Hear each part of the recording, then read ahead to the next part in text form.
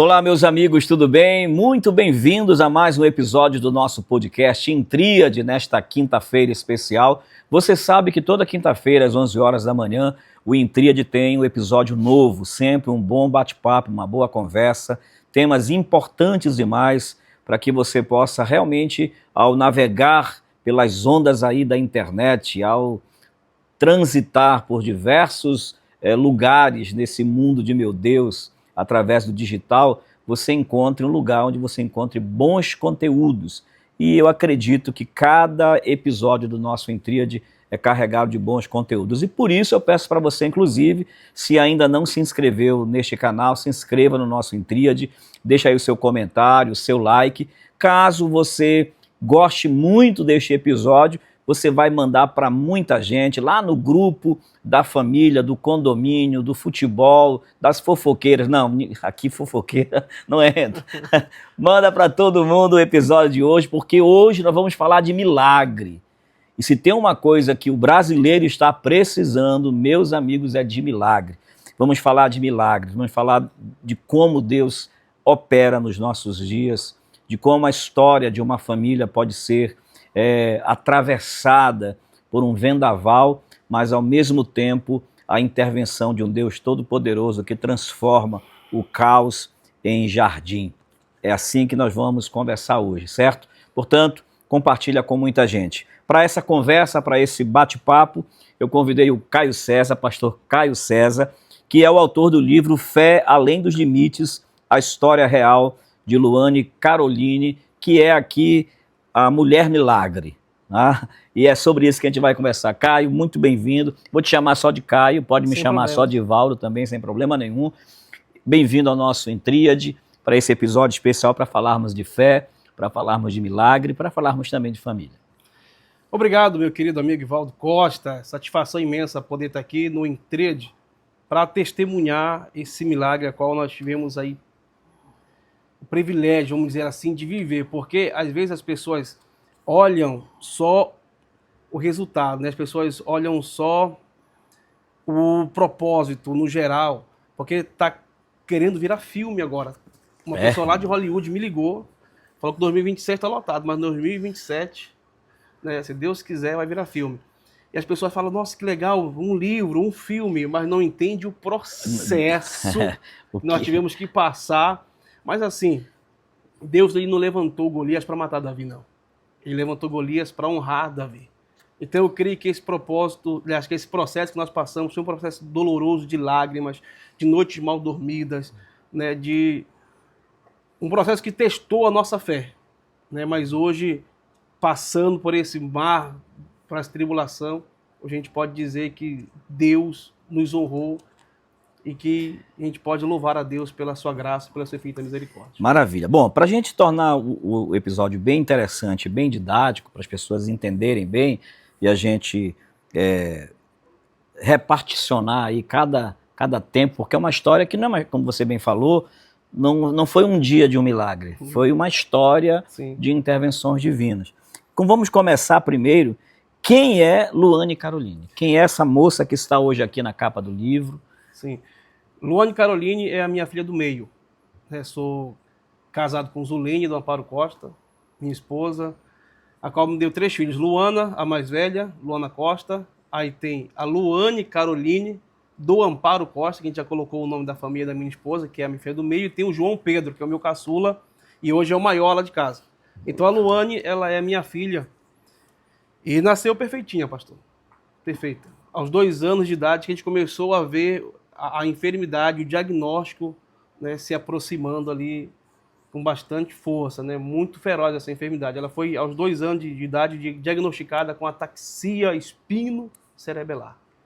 E foi daí que começou a nossa jornada. E aí, essa enfermidade, o que é que ela causa na pessoa e como ficou a Luane? Foi assim, a gente começou a observar que ela começou a cair bastante, começou a tremer bastante. E alguns pediatras disseram, não, isso é normal, ela é muito gorda. Outros disseram que ela não tinha curvatura do pé. Por isso ela estava com aquele desequilíbrio. Só que ao consultar aqui em Belém, porque eu sou de Belém, mas a minha esposa e meus filhos são da cidade de Acará, município de Acará, 100 quilômetros daqui. E aí, consultando aqui em Belém, um médico cabeça branca, rapaz, disse assim para mim: olha, meu filho, isso daí não é ortopédico, nem muito menos normal. Corre urgente num neuropediatra. No mesmo dia a gente foi no neuro, na doutora Helena Feio, saudosa doutora Helena Feio. E ela olhou, pelos seus vastos anos de experiência, ela olhou e disse: olha, meu filho, isso daí, infelizmente, falou assim mesmo, isso daí já dá para ver que é ataxia. E aí ela já veio logo. Não é que os médicos eles perdem assim a sensibilidade, a humanidade, não é que eles estão acostumados a lidar com essa parte ruim da vida, assim que para eles fica comum, mas para a gente que tem o primeiro contato é um choque muito grande. Imagino. Na verdade, o médico até para uma questão também de autopreservação, de cuidar da saúde mental, né? Porque se o Sim. médico for se envolver For absorver tudo para ele, aí também ele que vai precisar muito mais rápido, né? É verdade. E ela olhou e disse: olha, infelizmente, essa doença aí, ataxia, vocês nunca ouviram falar? Eu falei: não. Essa enfermidade aí, ela é irreversível. Ela se manifesta geralmente quando a pessoa tem 40, 60 anos de idade. Na primeira infância, assim, é muito raro. E quando vem muito avassaladora. E o que acontece? A pessoa nasce com ela. Às vezes nem se manifesta, porque é uma doença genética e sindrômica. Sim. Prejudica logo de cara o cerebelo, a parte de trás do cérebro, que é responsável pelo equilíbrio e a coordenação motora. E ela disse: olha, daqui para frente, se a tua filha, se ela passar dos 5, se passar, ela vai ficar cega, atrofiada, vegetando até entrar em falência. Naquele momento eu me levantei e a minha esposa desabou. Eu levantei e falei: Deus não vai deixar isso acontecer. Foi a palavra que eu tive para aquele momento, para aquela reação ali. Ela falou: tudo bem, acredita no teu Deus, que eu vou continuar acreditando no que nos meus mais de 20 anos de diploma, de especializações. E eu falei: doutora, eu prefiro continuar acreditando em Deus. Parabéns pelos seus méritos, mas eu prefiro continuar confiando em Deus. Eu como pai e a senhora como profissional, o que a gente tem que fazer agora para assim prosseguir, né? Qual vai ser o próximo passo? Ela disse: olha, agora é só exames e consultas. E assim, fisioterapia para tentar prolongar os usos dos membros por mais tempo possível. E foi onde começou a nossa jornada aqui em busca de tratamento para ela. Bom, eu acho que muita gente já ouviu falar daquela outra enfermidade que é ela, né? Ela. A esclerose lateral amiotrófica, né? Sim, sim, que sim, tem sim. alguma coisa de semelhante. A ataxia é pior que a esclerose. Pior, né? Ela ataxia é pior que a esclerose múltipla, pra você ter ideia. E aí começou uma jornada, vendi minha casa. Na verdade, comecei a vendi minha moto, vendi o carro, depois vendi a casa, porque eu queria assim que fosse feita uma tomografia e fosse achado, tipo assim, achamos um tumor. Achamos onde está e vai ser operado e vai ficar boa. É isso, era essa a minha esperança. Só que aí o que acontece, pastor? Infelizmente, essa doença ela é nas células. Por isso é sindrômica. As células são chamadas de células burras, elas não se comunicam. E a medicina desconhece até então o início dessa enfermidade. E não teve o que se fazer mais aqui, foi aonde a gente sobrou um dinheirinho, pastor. Eu falo no livro aqui que nós vendemos tudo, né?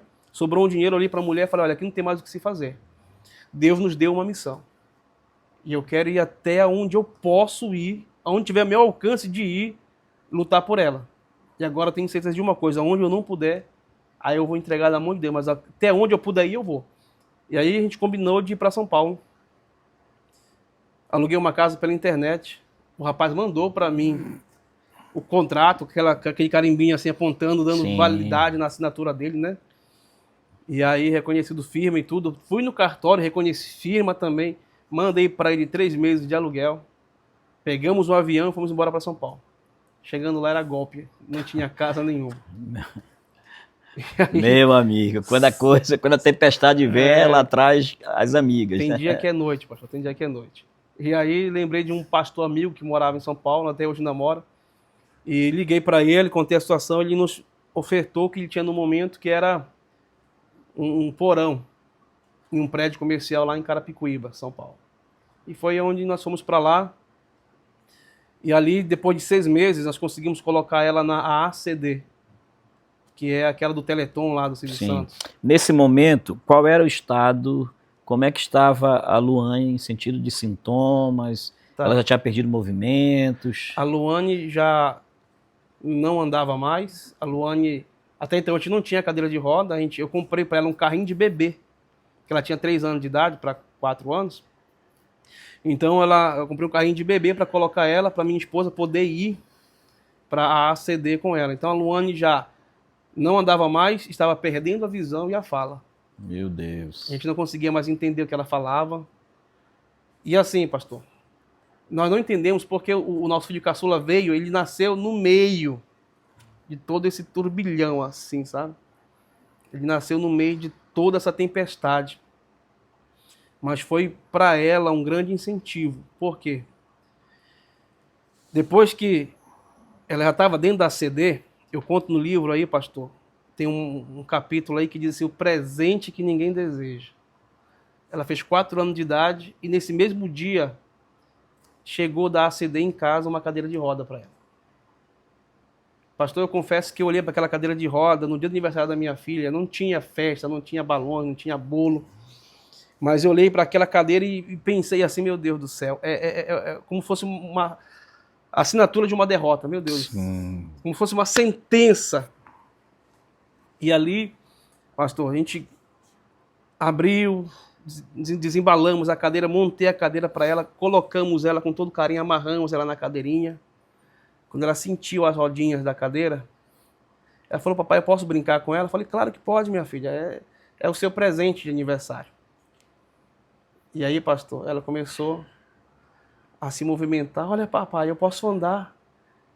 Olha, eu estou andando, papai, olha, eu estou correndo. E assim, naquele momento, lá no fundo do coração, eu vi que realmente a gente não tem problema, a gente fica sofrendo por coisas tão poucas. Como é que a criança elabora aquilo ali, né?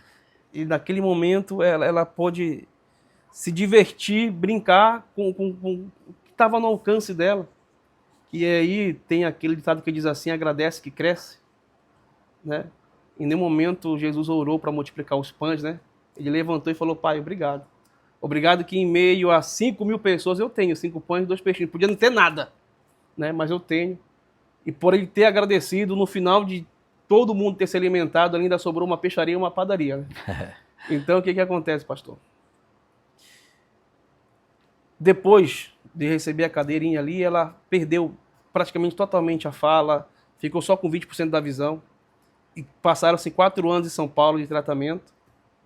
E o pessoal chegou com a gente e disseram, olha, Caio, infelizmente, ela não evolui e nem vai evoluir. E a gente precisa dar vaga para alguém que possa ter mais chance. Agora ela estava com 8 anos de idade. Agora, ela estava aproximadamente com quase 8 anos. Quase 8 anos de idade. E aí, parece assim que as coisas ficam tudo de cabeça para baixo, sabe? E eu estava pastoreando uma igreja lá, em Carapicuíba. E assim, tinha dia de dar crise de dor nela na hora do culto, pastor. Interessante, que eu já comuniquei, eu já participei com o Senhor, que Deus já fez milagres através de orações que nós fizemos, Deus já fez maravilhas. E aí, eu reuni a igreja, ela chorava de dor, parecia que dava cãibra no corpo inteiro dela. Ela chegou a tomar morfina para passar a dor, sabe? E na hora do culto ali, dava aquelas crises de dor nela, eu chamava ela na frente, reunia o povo e orava por ela. Mas a dor não passava. Aí imagina a cabeça de um homem de Deus, de um pastor, que ministra, que ora pelos enfermos, que vê Deus curar pessoas diante de si, e que agora, na sua vez, no seu momento, na sua necessidade, parece que nada acontece. Aí, pastor, a gente tem que tomar uma decisão. Amar a Deus pelo que Ele é, ou pelo que apenas Ele pode oferecer, sabe? Foi ali que eu aprendi. Eu tenho uma parte no livro que eu digo que a gente tem que parar de revirar o bolso de Deus enquanto a gente o abraça. Sabe, pastor? Amar não apenas a provisão, mas amar de verdade o provedor. E eu pude descansar em Deus e entregar por completo a minha vida, a minha família, a vida da minha filha na mão dele. Senhor, até onde eu puder ir, eu vou, já lhe falei. Mas eu tenho certeza que se o Senhor quiser, o Senhor pode. Mas se o Senhor não quiser também, amém, que seja feita a sua vontade soberana, porque eu não sei o dia de amanhã, o Senhor conhece. E aí nesse inteirinho chegou um irmão comigo e falou, poxa, pastor, parece que Deus perdeu o controle da situação. Eu falei, como assim? Não, eu olho a sua vida, a sua filha sofrendo, a sua filha chorando, às vezes não pode nem ficar no culto com a gente aqui, que ela tinha que descer para a casa pastoral. A sua esposa, a sua mulher, não pode nem ficar no culto. Eu disse, não, filho, Deus não perdeu o controle, Deus jamais perde o controle de alguma coisa. E lá no Éden? A sensação que eu tenho é que Deus foi dar uma volta, quando ele voltou, estava tudo bagunçado. Eu disse, não, meu filho. Lá em Apocalipse 13:8 fala sobre o cordeiro que foi morto antes da fundação do século. Antes que Deus houvesse dito haja luz, ele já tinha dito haja cruz. Ele já tinha um plano. Ele já tinha uma estratégia traçada para trazer o homem de volta, né, para os seus braços. Então, assim, ali no Éden, Deus ele não criou a comida por causa da fome. Ele permitiu a fome porque já tinha comida. Já tinha preparado tudo, né? Então, mesmo que pareça, você que está me ouvindo, mesmo que pareça que Deus perdeu o controle da situação, mas creia, ele não perdeu o controle. Ele está no controle de tudo, ele tem um projeto, ele tem um plano. Na verdade, o melhor de Deus não está por vir, o melhor de Deus já veio, o nome dele é Jesus. E o que acontece? Na cruz ele já conquistou tudo para a gente. Eu costumo dizer para os irmãos que Deus não vai dar mais nada para a gente, ele já deu tudo. Só basta a gente agora se apossar, porque o diagnóstico é um fato. Mas a verdade absoluta, pastor, é que ele já levou sobre si as nossas enfermidades. Ou seja, Deus já tem cura, Deus já tem milagre. E a gente só precisa descansar e confiar. E nesse processo que disseram, olha, infelizmente ela não evolui, e a gente precisa dar vaga, minha esposa, a mulher nessa área emocional, ela sofre mais um pouquinho que a gente. E o que acontece, pastor? Eu convenci ela a vender tudo de novo e vamos embora agora para Goiânia. Vamos para Goiânia, Goiás, para começar de novo um tratamento lá no CRER, que fica ali no Negrão de Lima, próximo ao aeroporto ali. E aí o que acontece? Lá é um centro muito grande para tratamento de pessoas também especiais, né, excepcionais e tal.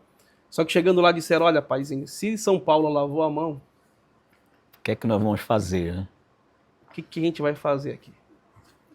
E nesse intervalo disseram o seguinte, eu posso ajudar ela com consultas e exames apenas. Só consultas e exames. E aí eu já estava pensando em ir para outro estado, para outro país, perdão, para outro país. E nesse intervalo que ninguém pôs a mão, não estou jogando fora o que foi plantado lá atrás. Sim. Os 3 anos e meio na ACD, as consultas, os exames lá no CRE. Mas quando não havia mais esperança, ela começou a voltar a enxergar, ela começou a voltar a falar. E um dia lá no CRE, fazendo fisioterapia, ela largou o corrimãozinho e se equilibrou e começou a andar sozinha. Foi um alvoroço naquele dia. E em casa também, um outro dia, eu estava dormindo, descansando, umas 3 horas da tarde. Eu estava trabalhando à noite. E nesse dia eu estava muito cansado. Quando foi, de repente, eu vi uma gritaria dentro de casa. E eu acordei assustado, pensei que estava acontecendo alguma coisa. Alguém invadiu minha casa. E eu saí correndo dentro do quarto. Quando eu olho, ela está no corredor. E a minha esposa glorificando a Deus, os meus filhos adorando. Ela está se equilibrando no corredor da casa, andando sozinha para a glória de Deus. Antes disso, eu senti que Deus ia fazer um milagre naquele dia. Foi quando a gente foi no culto. A minha filha mais velha, ela gosta de dançar no grupo de coreografia da igreja. E ela pediu para dançar também, a Luane. Falou, eu quero dançar. Só que ela não conseguia ficar de pé, ela só na cadeira de roda. A Cristiane, ela chamou a Luane e disse, tudo bem, você vai ficar na frente e vai mexer só os bracinhos. E lá na frente, naquele dia, ela fazia a coreografia assim. Quão grande é o meu Deus. Cantarei, quão grande é o meu Deus. E todos hão de ver. Quão grande é meu Deus. Quão grande é o meu Deus. E naquele dia, toda a igreja chorou. Por quê, pastor? Mais uma vez é um tapa sem mão na cara da gente, sim? Porque, mais uma vez, vem aquele sinal de interrogação. Qual é o teu problema mesmo? O que você está passando? Uma criança que quer pular, brincar, correr, se divertir. Agora, em uma cadeira de roda ali, adorando a Jesus. Glorificando a Deus. Aí naquele dia eu senti, não, Deus vai fazer um milagre. E pastor? Agora ela estava com quantos? Vou te... Tá. Agora ela estava mais ou menos com quase 9 anos de idade. 9 para 10 anos de idade já. Quando chamaram ela para CRER, para fazer mesmo tratamento, ela já chegou lá andando, falando, enxergando. Isso foi em 2019. Em janeiro de 2019 chamaram ela para fazer.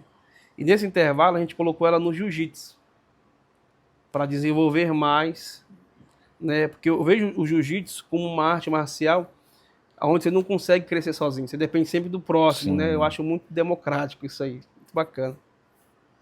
E assim, e também movimenta todos os músculos do corpo. Eu vi que ela precisava fazer algo assim também que soasse como uma diversão. Sim, sim. E eu precisava interagir também com o social, fazer a integração dela, né? A integração social dela e tal. E ela apaixonou no jiu-jitsu. De uma forma que ela conquistou todos ali pela garra. Ela caía, a gente via que doía. Mas ela levantava sempre com um sorriso no rosto, um sorriso imenso. Às vezes batia com a canela, caía, ralava o joelho, ralava a mãozinha, mas tá tudo bem. Tudo bem, eu dou conta, eu consigo. Quando ela viu o irmão dela andar pela primeira vez, antes da gente ir para Goiânia, ela sempre teve muita vontade. Ele começou a andar, dar os primeiros passos, ela se jogou da cadeira no chão, se arrastejou até a mesa que tinha, mesa de centro, né? E fez a maior força do mundo, pastor, para tentar ficar de pé. Meu Deus. Tá? E essa garra dela, essa força de vontade, conquistou os professores, conquistou os alunos, e a Luane, quando chegava na academia, era festa. O que aconteceu? Luane foi convidada para participar de um campeonato de para-jiu-jitsu. Acho que eu lhe mostrei o vídeo. Sim. E naquele dia, Luane ganhou, em primeiro lugar, a medalha de ouro na categoria dela, na faixa cinza, que ela era faixa cinza na época. E dali, tomou uma proporção tão grande que a Record nos procurou para fazer uma matéria, contar a história da Luane e falar sobre se existisse algum tratamento, se algum médico conhecesse, era para entrar em contato com a gente. Quero profetizar na vida de quem está ouvindo. Se você crer, se você confiar, se você não duvidar, o teu milagre vai virar notícia em nome de Jesus. Amém. E aí, pastor, daí dessa matéria, na TV Record, apareceu um tratamento da medicina integrativa, já ouviu falar? Já. Que foi assim um achado pra gente. Doutor Adalto Silva, doutor Manuel Rocha. E assim, teve que fazer um procedimento lá que com todos os descontos ficou R$100 mil, porque é clínica particular, não é do SUS. Tem nada a ver com o SUS. Além do mais, porque os médicos tradicionais, eles combatem a medicina integrativa, eles não apoiam, não concordam. Ainda não. A indústria farmacêutica no seu geral, né? E aí, uma nutrição mexicana, a gente até hoje compra para ela, vem pelos Correios. Veio para somar mesmo nessa parte nutricional da Luane. E hoje, resumindo, Luane ficou muito bem. Nós decidimos voltar para o Pará depois, porque meu pai teve um infarto, minha sogra estava com uma diabetes muito alta, meu sogro sofreu também um acidente, e os nossos pais precisavam da gente. Então a gente decidiu voltar para cuidar deles. Luane comemorou os 15 anos dela aqui no Pará já, agora em 2023, agosto de 23. E eu pude, pastor, dançar com ela a valsa dos 15 anos dela, coisa que eu achava que ia ser na cadeira de roda. Eu pude segurar na mão dela, segurar na cintura e a gente dançar. Parecia que eu estava flutuando com ela e um filme se passando e eu chorando ali, glorificando a Deus. Porque tudo que nós passamos não foi fácil, mas quando a gente se agarra com Jesus, meu irmão, quando se agarra com Deus, parece que fica até mais leve, sabe? Então a gente, parece não fica, que Ele nos ajuda e nos dá força, porque os que esperam no Senhor têm as suas forças renovadas, né, pastor? E para quem não ia passar dos 5 anos, agora 21 de agosto desse ano de 2026, Luane vai fazer 18 anos, para a glória de Deus. Continuando no jiu-jitsu? Continuando no jiu-jitsu. Sempre no jiu-jitsu. Ela, mas o irmão dela também. Hoje, como é a vida da Luane? Luane está no terceiro ano do ensino médio, está terminando o ensino médio. Luane, de 100%, Luane está 95%. Vamos dizer assim. Maravilha. De vez em quando ainda aparece quando ela fica muito nervosa, ela treme um pouquinho, ainda tem às vezes ali um pouquinho de desequilíbrio, na hora que ela vai andar sozinha, assim você percebe que tem um pouquinho de desequilíbrio, mas para quem estava cega, muda, Meu Deus do céu. paralítica, então hoje a Luane é totalmente E independente. os profissionais da saúde, o que falaram sobre isso, ao saber de tudo isso aí? Era todos, resumia assim em uma palavra só, Milagre. milagre. Todos diziam que milagre. A gente conheceu uma pessoa lá no bairro onde a gente morou, em Aparecida de Goiânia, no Serra Dourada 3 ali, um casal que adotou uma criança e aos 9 anos manifestou ataxia. Essa criança, aos 15 anos para 16, morreu atrofiada em uma cama só, se alimentando através de sonda. E era o mesmo diagnóstico. Ataxia espinocerebelar. Então, assim, não tem outra palavra. É milagre. É milagre. E aí você, então, decidiu que isso precisava ser compartilhado. E como você não pode chegar em todos os lugares onde você gostaria de chegar para testemunhar, para contar essa história, você então escreve o livro Fé Além dos Limites, a história real de Luane Caroline. Hoje o teu livro está à venda, é uma forma também de você incentivar a fé, motivar a fé daqueles que vão ler isso aqui, né? Chegou às minhas mãos no sábado, eu já coloquei ele ali na minha mochila para começar a ler, vou ler ele todinho, pode ter certeza, e ele está muito fácil de ler, né? Está bem distribuído, com parágrafos bem fáceis, bem facilitados, justamente porque é para que as pessoas tenham facilidade para ver o que Deus pode fazer quando se crê. Com certeza. Então essa é a história. A gente só pode imaginar de muito longe, tudo aquilo que essa família viveu. Você, seu filho mais velho, sua filha mais velha, seu filho mais novo, caçula, e a sua do meio e a sua esposa. Imaginar.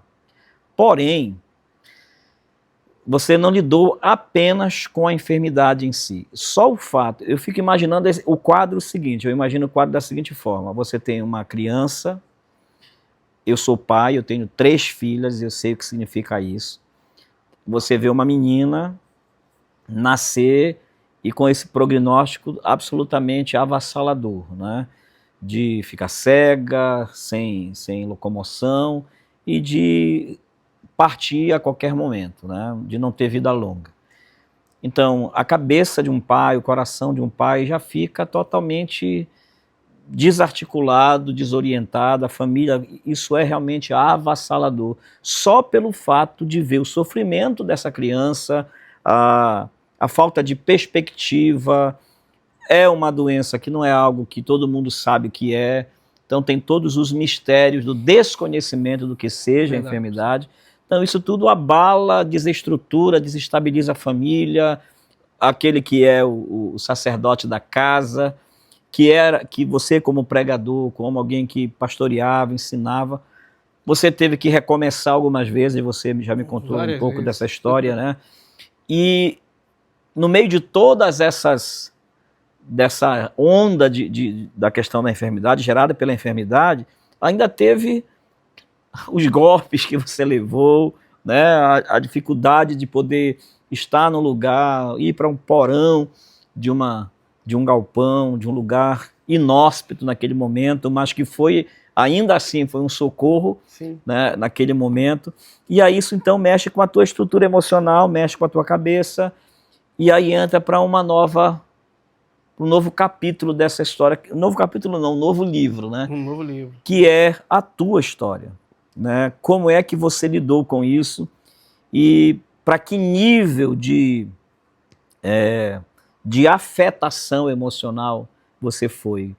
Você teve que lidar com certeza com sintomas de desespero, nem penso, de tristeza, de desesperança, de vontade de sumir, de desaparecer.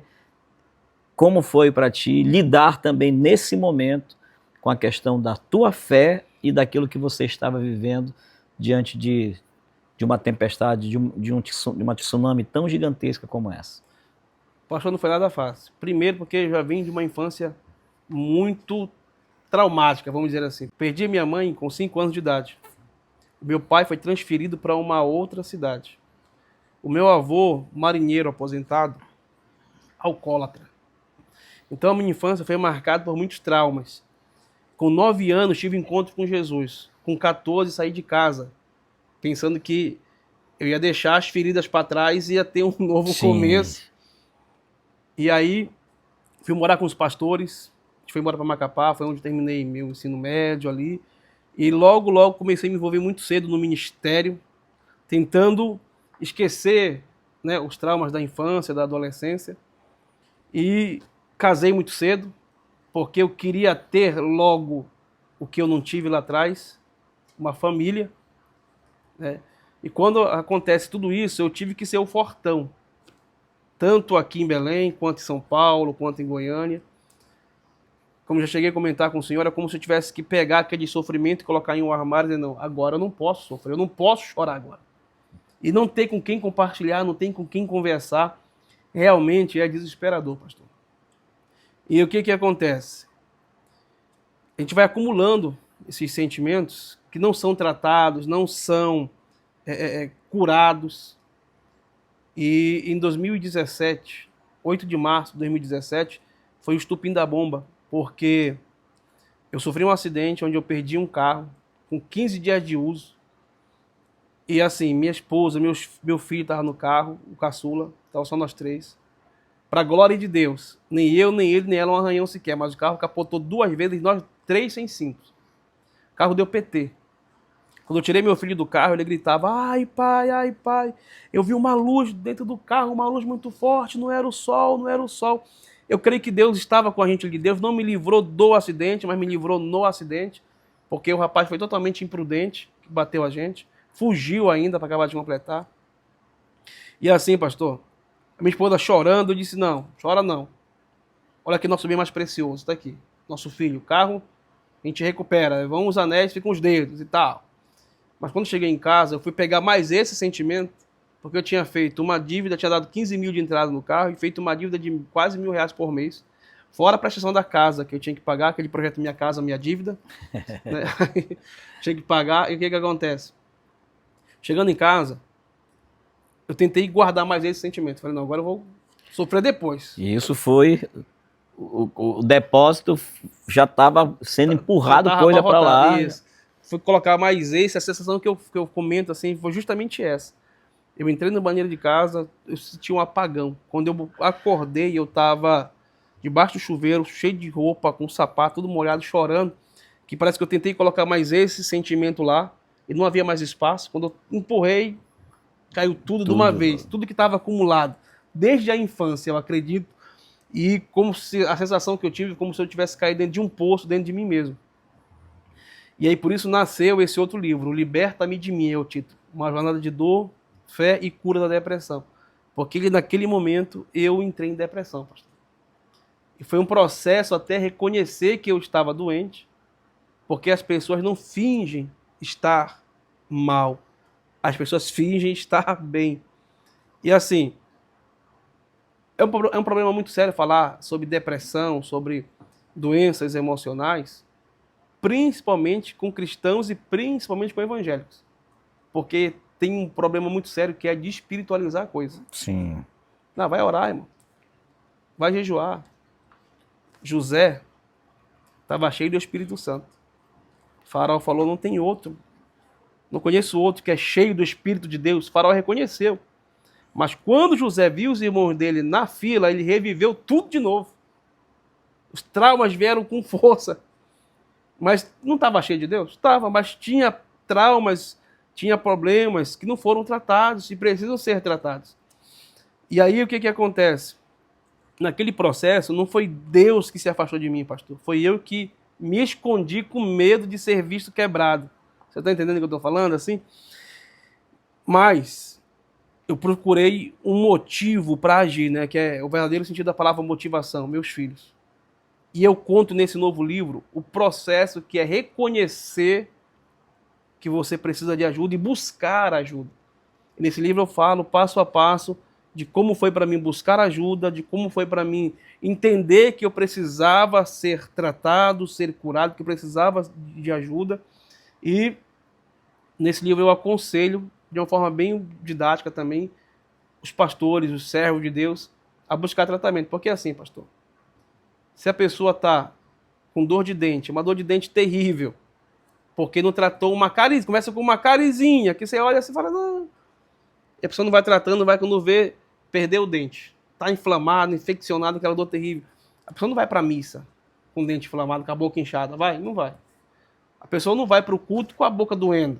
O dente doendo, aquela dor que é terrível. O que ela vai fazer? Ela vai no dentista. Assim mesmo também quando dá um problema no motor do carro.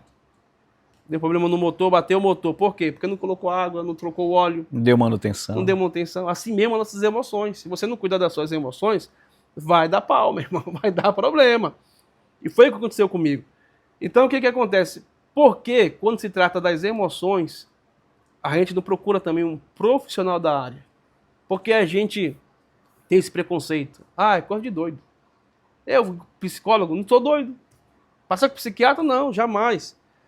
Então, nesse livro eu vou tratando e encorajando. Porque, pastor, eu estou um pouco em déficit, que eu estou precisando de um psicólogo fazer uma terapia aí, sabe?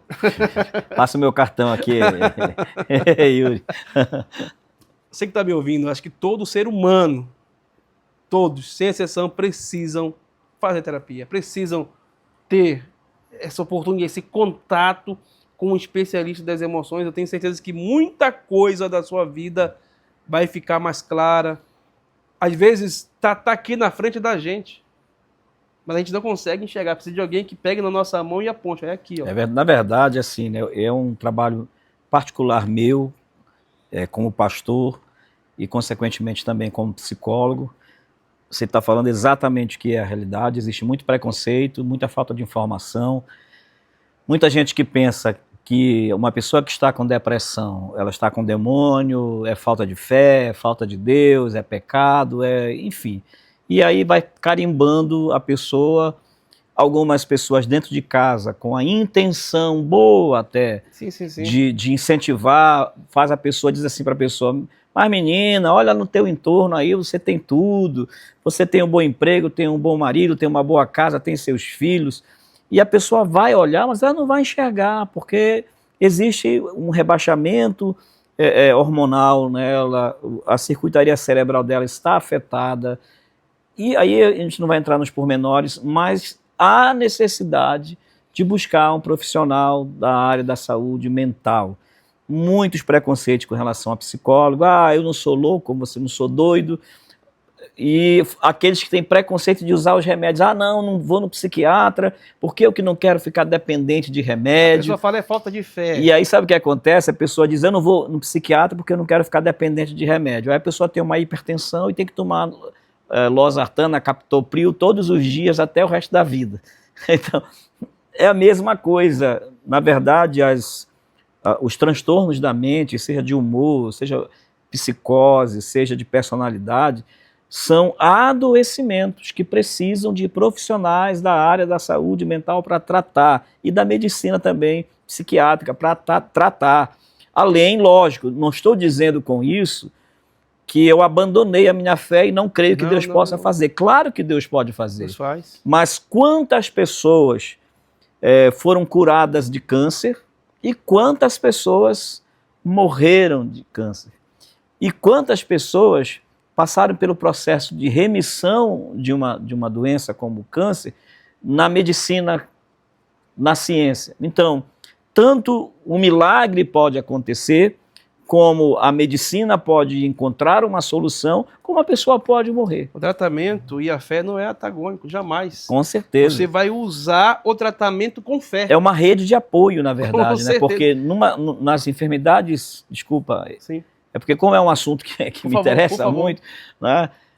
Eu sempre digo o seguinte, que uma pessoa que procura ajuda de um profissional, ela está só ampliando a sua rede de apoio. Ela tem a igreja, a sua fé, ela tem a família, ela tem às vezes os amigos que ajudam, as atividades físicas sim, são muito importantes, a alimentação, sim, e logicamente a sua fé, Agora, a hora em que a fé é questionada para uma pessoa que está passando por isso, aí você está tirando algo que é tão precioso da pessoa. Em vez de ajudar, você está atrapalhando. Com certeza. Não é questionar a fé e nem questionar a ciência, mas sim entender que tudo faz parte de uma rede de apoio. A pessoa fala, Deus é provedor, mas você não tem que trabalhar todo dia? Exatamente. Não vai trabalhar para você ver. Então é justamente o tratamento. Então, pastor, o que acontece? A pessoa ela tem que largar, em nome de Jesus, largue esse preconceito e procure um especialista. Eis aqui, ó. Depois eu passo o zap. Então, assim, pastorzão, a pessoa ela tem que ver que Deus usa meios para trabalhar. Deus podia descer do céu e levar pão para Elias, mas ele usou o corvo para levar. Né? Podia usar um anjo para descer e levar carne, mas ele usou o corvo para levar. Né? Então, às vezes, as pessoas ficam achando que Deus vai fazer algo muito sobrenatural. Por exemplo, Samuel. Deus falou com ele de uma forma tão natural que ele achou que era Eli. Às vezes a gente quer que Deus fale, né? Samuel! Dá o vento no cabeça, aparece na televisão, nos filmes. Raio e tal, aquela coisa toda. Não, mas às vezes Deus está usando a pessoa que está do lado da gente ali e a gente não consegue ouvir. Deus, ele usa os seus meios. Então, o tratamento é um dos meios. E eu sou prova disso, né? Que deu certo demais para mim. Hoje, pastor, as pessoas perguntam, você está curado, Caio, da depressão? Eu digo que eu estou restaurado. Eu não estou mais no lugar da queda. Sim. Mas aí eu reconheço a minha humanidade. Aí o que eu fiz, pastor? O que eu estou fazendo? Não tem aquela AS infantil, né? Sim. ASS. ASS. Eu criei uma ASS para mim. O que eu faço? O que o senhor falou? Alimentação, sono, e eu busco ASE, no caso, ASE, e esporte. Fazer ali uma atividade física.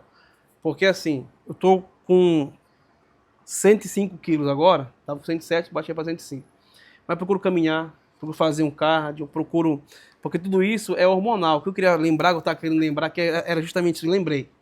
É falar que a depressão, ela é física, ela é biológica, ela é hormonal. Então, assim como uma dor de dente não tem nada a ver com demônio, né? Foi um descuido da saúde bucal, assim mesmo é a depressão. Quando você sofre um choque emocional muito forte, eu não sou especialista na área, mas é como eu entendo, como eu pude entender no tratamento lá com os pastores que me acolheram, que me abraçaram, é que o nosso cérebro ele é feito de conexões. E quando a gente sofre esse choque emocional muito forte, essas conexões elas são bloqueadas. Aí não passa os hormônios. Você vai poder dizer quais são, que eu não lembro mais? Serotonina, dopamina, ocitocina, noradrenalina. Da alegria, do prazer, da felicidade. O que é uma vida sem você sentir alegria, felicidade, prazer? Então, assim, eu nunca pensei em me matar, pastor. Essa é a verdade. Nunca passou pela minha cabeça, assim. Já tive muito de desespero, de sair, de querer sair gritando na rua, assim. Aquele desespero, aquela agonia.